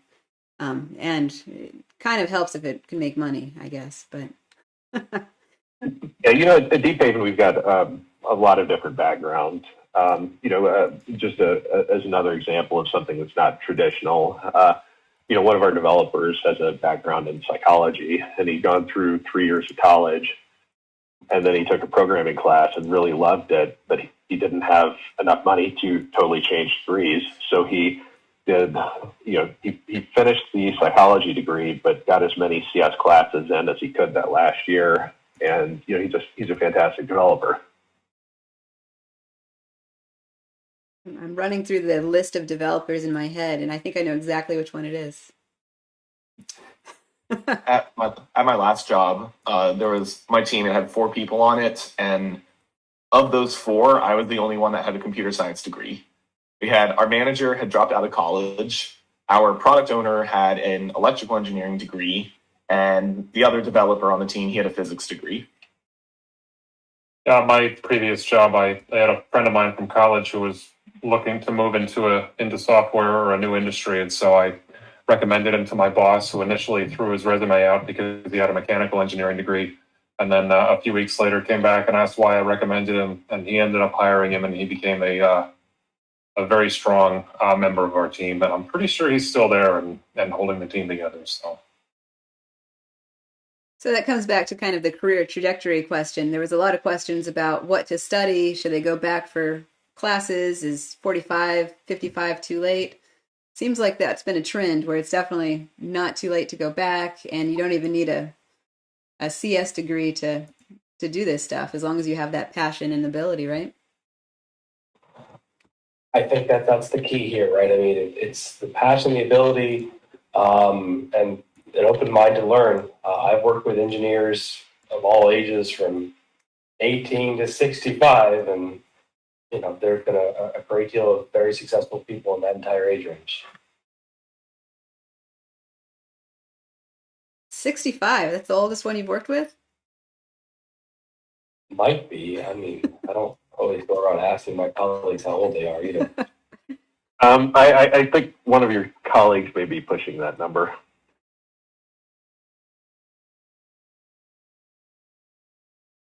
Sorry, I'm going through the developer list in my mind and seeing which one.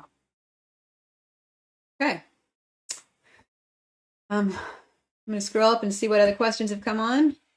We do have a new one. It's a response it's the person who asked about KSQL and asking about, say I have my streaming data coming into Azure Data Lake, how can I provision and leverage Deephaven?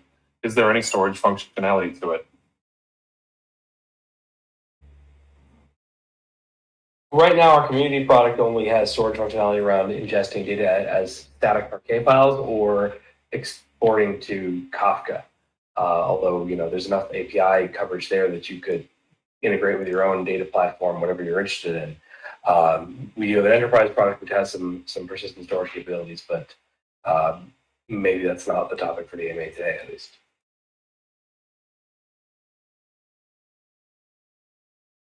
And I want to emphasize that the Parquet is pretty awesome to use that as the storage, just because it's highly efficient and it's very transferable. So that's my go-to. Yeah, and we've discussed adding support for things like data lakes. So if that's something you really want, just jump on Slack and let us know, just so we can prioritize things people are interested in.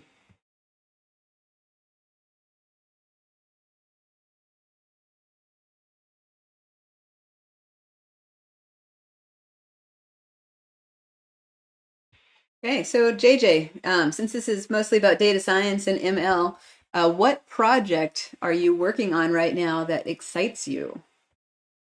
It's actually a great question because I'm actually pretty excited about what I'm working on right now. I really enjoy video games. I'm not so much, I don't follow professional video gaming or anything very closely, but I am extremely interested in analytics of video games, not only just analytics of purchase metrics and user base and how people feel about a game, but actual real-time analysis of games as they're happening.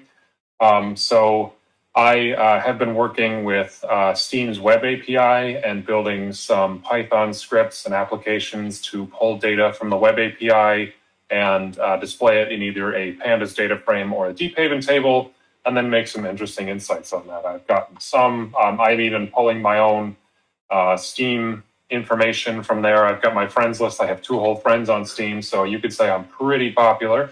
And I even pulled the list of games I've played and sorted it by the most playtime. So that's interesting. So I'm pretty excited about that. I'm also very excited about, I recently spoke with a couple of people who have more experience in the video game industry than myself, who pointed me to some very useful and interesting APIs out there that you can use to pull game data. So I'm hoping to move from this Steam application into something where I can actually analyze like a real, a game metrics as it's happening, or perhaps a replay file or something like that. Maybe, analyze it and say, this is where team A started to take the lead over Team B or something like that. So Which games in particular are you looking at? on Steam in general, or, Yeah. or for the APIs. So on Steam, what I've been able to do with the web API is mostly pulling data as far as user statistics. I've also played around with pulling news about games. I am I wouldn't say an avid board gamer, but over the pandemic, I got into board games, and there is a PC version of a board game called Gloomhaven that I picked up. And when I got COVID earlier this year, I basically spent 3 days laying in bed playing the PC version of Gloomhaven. And so I'm very interested in news around that, as well as how I could access some of the game data from that. There's also a number of games with open source APIs, one of which I'm very interested in is StarCraft 2. There's a kind of an active community of people who build AI for StarCraft because Blizzard open sourced the StarCraft 2 API. So you can actually build bots to play StarCraft, and Google's DeepMind did a project on it where they did this whole study where people could opt in to play their DeepMind StarCraft bot on the ladder, and they found that it climbed the ladder so fast and now can beat like all of the top professionals. Wow, that is pretty cool. I hadn't heard about that.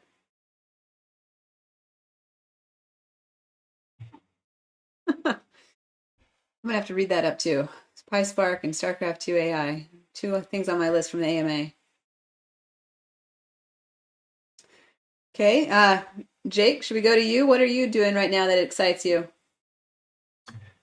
Yeah, so I've been working on a really cool project that I've enjoyed working on. It's been a data collector for various of our internal metrics that we have, and just kind of aggregating them into Deephaven and then displaying them within, displaying them in the Deephaven UI and creating some persistent storage. So this is aggregating data from like our Google Analytics account, our Twitter ads, our public Slack, seeing messages and so on, our GitHub repos, tracking activity on there. And you're just pulling that data, putting it into Deephaven and seeing how we can analyze it.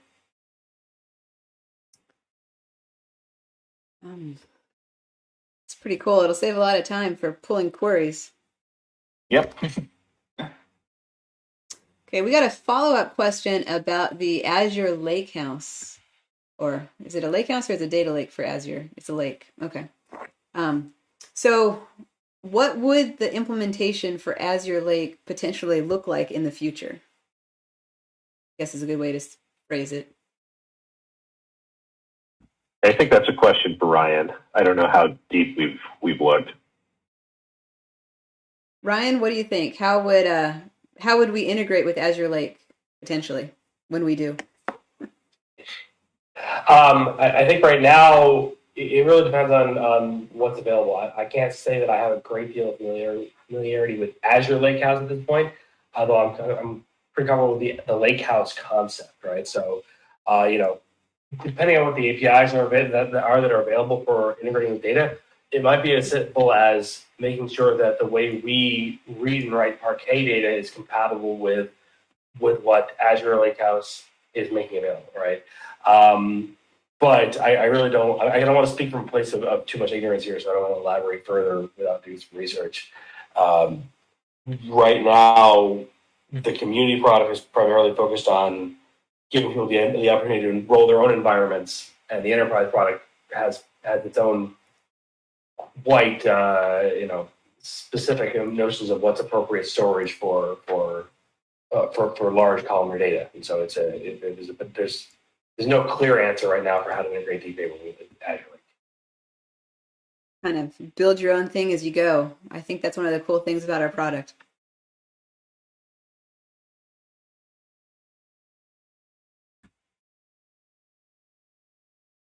What about you, Amanda? Is there anything you're working on right now that you're kind of excited about?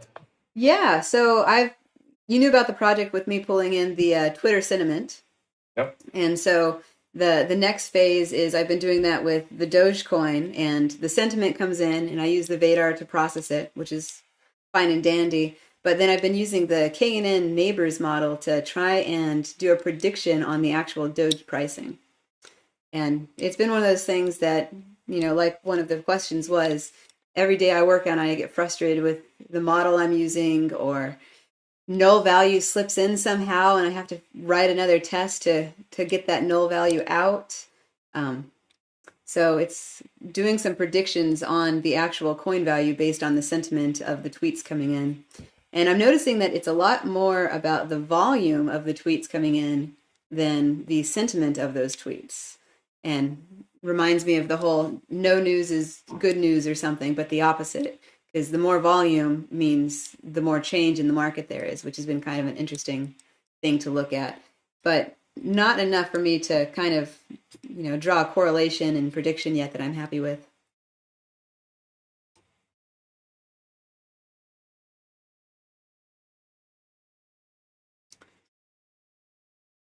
The other iteration I had with that is I decided to send it all to a Kafka feed the other day just to make sure I still knew how to do that. And that was pretty easy because it was just like, bam, sent. And we haven't talked about Kafka at all in this AMA, but that's definitely something I like to use these days.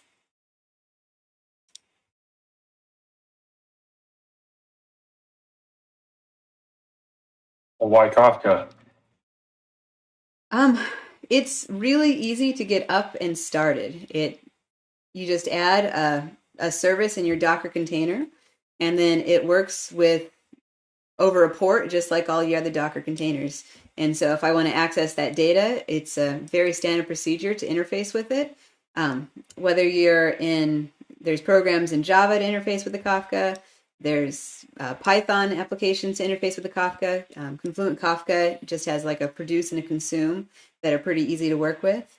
Lots of examples on that. And of course, we have a produce and consume that's very similar. So it's easy to do like 5 lines of code and you have streaming data into your Python. Ooh, this is a really good one, just popped in. Who is or was the Indiana Jones of the data science industry?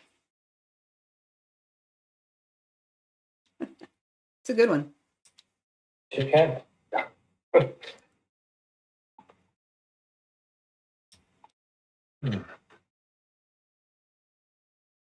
Carries a whip. Works as a professor. What piece are we going for here? Found the crystal skull. I have the hat.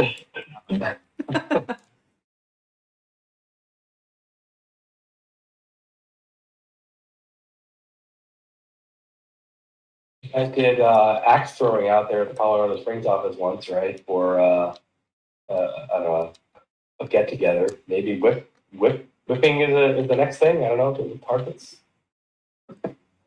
Well, I think another way to phrase this question is who is pushing the data science industry to the edges or the limits, I guess, is the way I would perceive the question.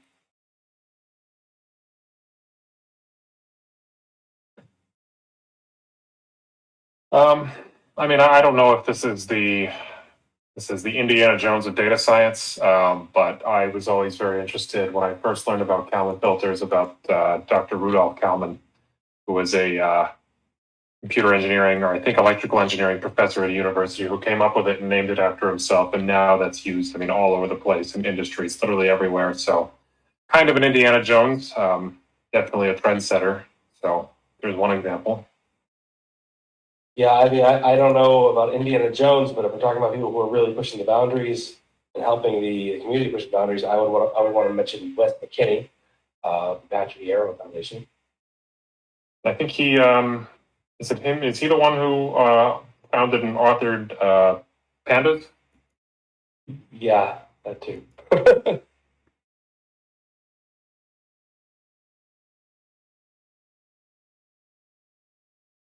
One I've seen recently is Andrew Ng.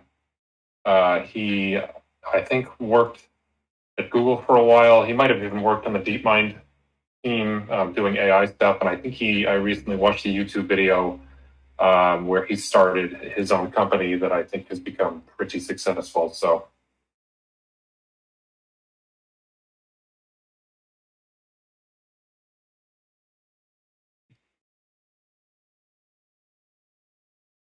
Some good answers there. I don't think I've seen anything other than the first Indiana Jones movie, so I'm not one to talk about this one. So Well, hopefully no data scientists try to survive a large explosion by climbing into a refrigerator. That in Indiana Jones? That's in, well, I think the most recent one. Pretty outlandish. I have kept it to the first three for good reasons. Nice. Okay, so scrolling back up. Okay. So, JJ, you consider yourself a data scientist. Why did you pick data science rather than traditional development? As I had mentioned a little while ago, I started out as a computer engineering major and then ended up switching into engineering physics for a few reasons and ended up really liking the physics aspect, mostly because of just the high level problem solving that you're required to do. And I've always, I think I'm a pretty strong computer programmer in some aspects, and there are some other aspects where I'm not as strong at. And so I think my background in physics and math lends itself to data science as opposed to just pure development. And since I've gotten into the field, I remember the first project that I really did, which was a data science and development project where I wrote some image processing code that I kind of realized that this is what I wanted to do. So after I got more into it, I've just this is how my career has turned out, and I don't think I would have done it any other way. So.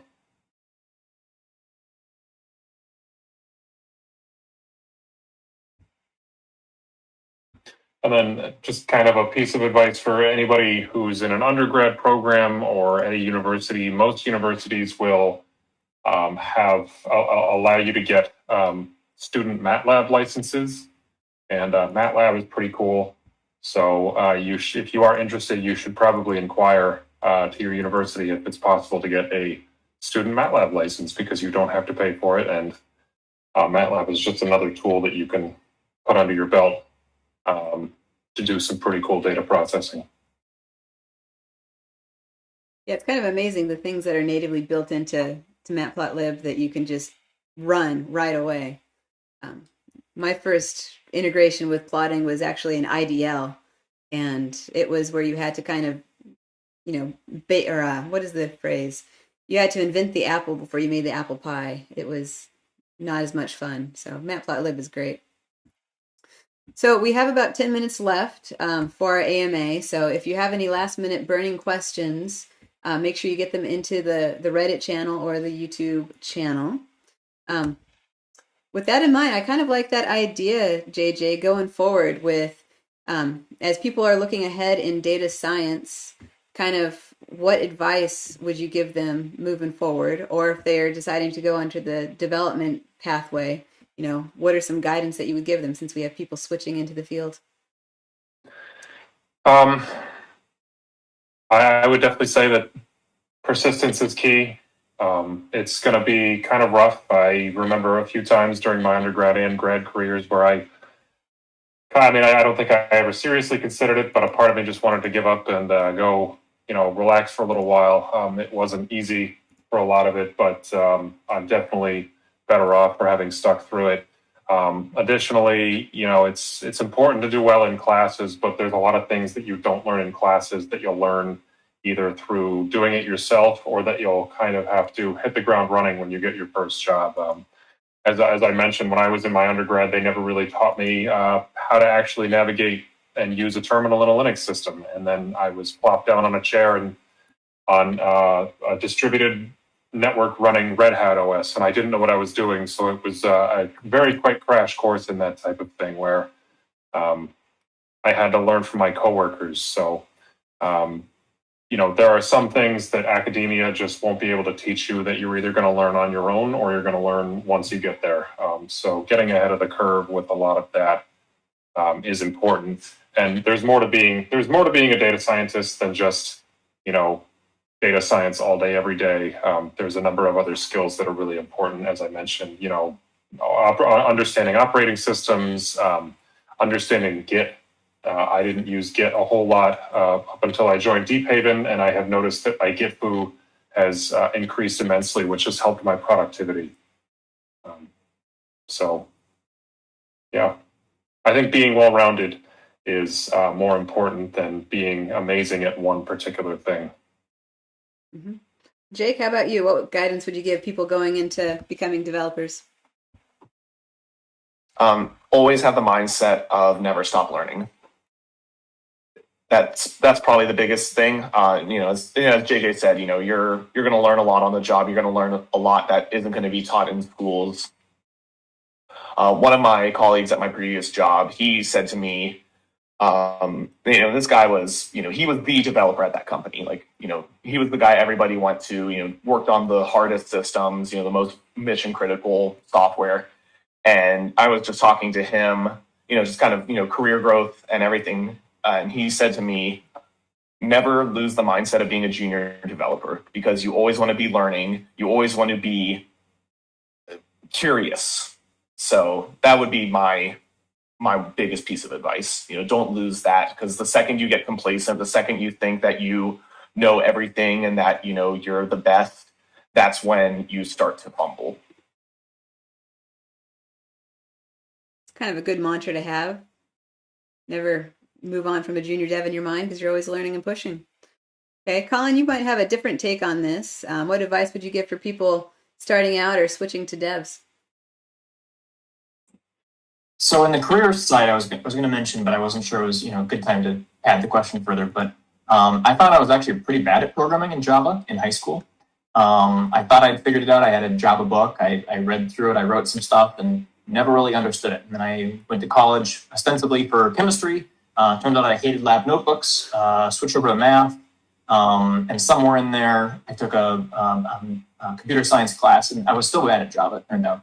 And then I discovered that geometry was going to be too difficult for me. When you start getting into the really exciting, we're not just drawing with triangles and circles, but non-Euclidean spaces. And suddenly computer science was easy, and I switched over to it, and I could actually solve those problems. I started entirely doing stuff in plain JavaScript and web browser.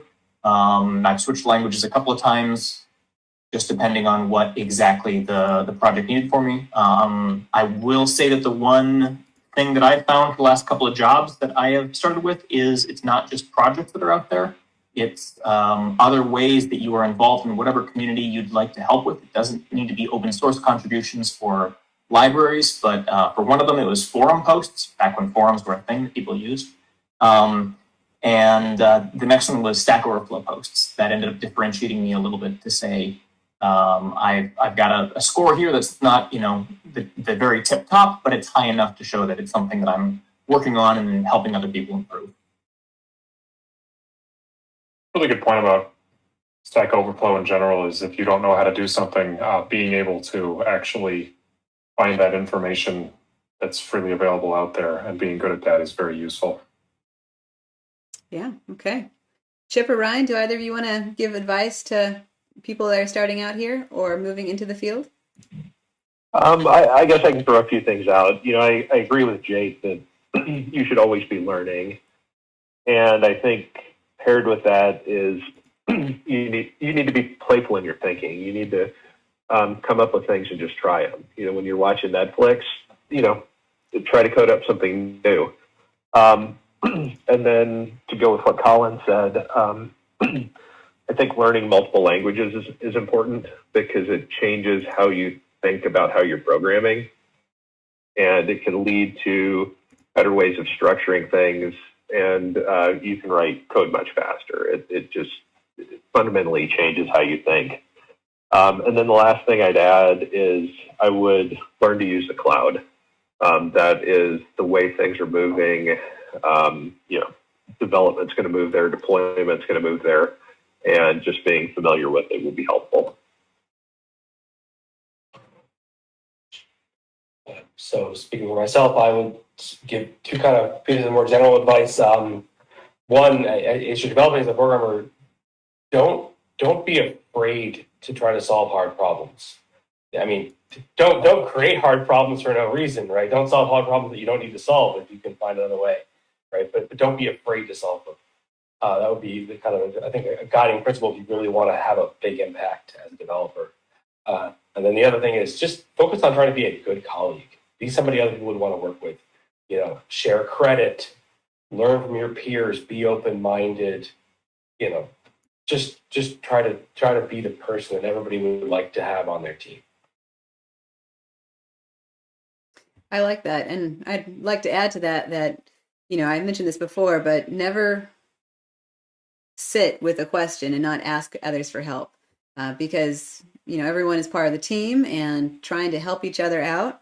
And even though you might be working on your one little programming problem, somebody else has probably been in a very similar situation. It might not be that exact use case, but it might be something that's pretty close to it that they've had some experience with, so that they can come and help. And when I've helped other people, I learn a ton from helping them. So it's one of the things that I really enjoy doing is when people come to me with questions, it's like, oh yeah, I kind of know something about this. Let me dive in there and learn more. And I know that's something that I've really appreciated with, you know, the other developers and data science on this call, is that they always jump in and help the collaborative experience with answering those questions. Probably why they're on this AMA for Deephaven, because they really enjoy answering people's questions. Okay. Well, any last minute thoughts? Because I think we got all the questions that I see. I haven't seen any follow-up questions. Hopefully I'm not missing any. We do have a new one. It's kind of long. I don't know if we'll have time to answer it on here, but the gist of it is, do data scientists also view statistical analysis somewhat skeptically? It's a good question. I think statistics is the root of data science. So, you know, data science, you know, in the name is data. And you can either analyze the data, which is inevitably statistical in some way, or you can transform the data. And most data science involves both.